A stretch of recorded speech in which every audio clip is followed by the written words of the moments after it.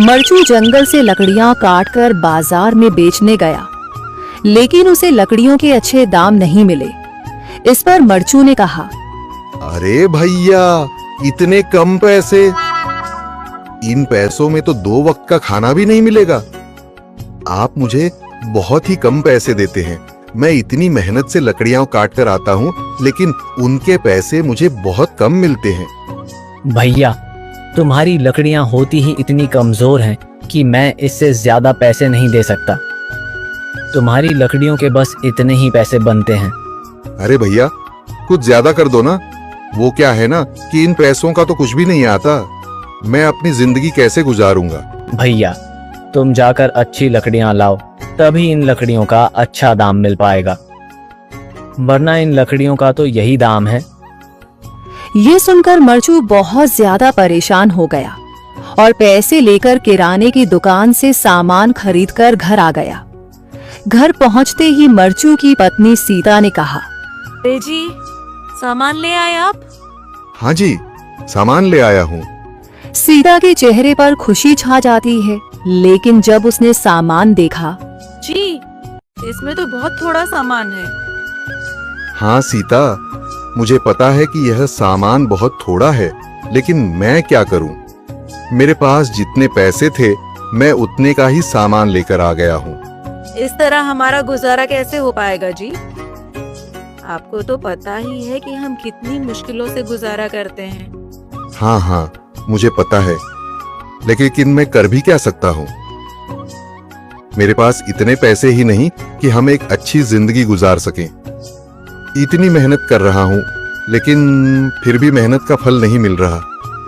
इतनी मेहनत से अच्छी लकड़ी काट कर आता हूँ, लेकिन मुनासिब दाम नहीं मिलता। मैं तो बहुत परेशान हूँ। क्या करूँ? कहाँ जाऊँ? अरे जी, आप परेशान न हो, आप कोई और काम देख लें।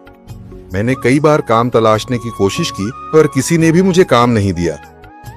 ये सुनकर सीता भी काफी ज्यादा परेशान हो गई। मरचू से सीता की परेशानी नहीं देखी गई। उसने अपनी पत्नी सीता से कहा, मैं फिर से जंगल की ओर जा रहा हूँ।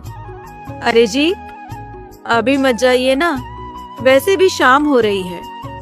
आप कल चले जाइएगा, अभी मत जाइए। ठीक है, अगर तुम रोक रही हो तो मैं नहीं जाता। मैं कल चला जाऊंगा। इसके बाद मरचू गांव में घूमने के लिए चला गया। तभी उसे एक आदमी मिला और उसने कहा, कहाँ जा रहे हो भैया? और सुनाओ, क्या हाल चाल है? जिंदगी कैसे गुजर रही है? अरे भैया, तुम्हें तो पता है कि लकड़ियां काटकर कैसे गुजारा होता है। हाँ भैया, तुम सही कह रहे हो। और आसपास के जंगलों में अच्छी लकड़ियां भी नहीं है। इसके लिए तो जंगल के अंदर जाना पड़ेगा। पर जंगल के अंदर तो काफी सारे जंगली जानवर होंगे।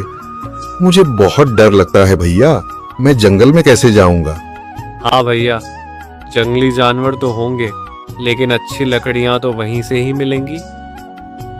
ये सुनकर मरचू बहुत ज्यादा परेशान हो गया, लेकिन वह आदमी बिल्कुल ठीक कह रहा था। जंगल के किनारे की सारी लकड़ियां कट चुकी थीं। अब सिर्फ जंगल के अंदर ही अच्छी लकड़ियां बची थीं। अगली सुबह मरचू लकड़ियां काटने जंगल की ओर चल पड़ा।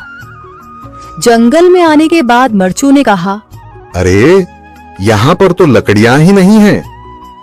वो आदमी सही कह रहा था, लकड़ियों के लिए तो जंगल के अंदर ही जाना पड़ेगा। और जंगल के अंदर जाना क्या सही रहेगा?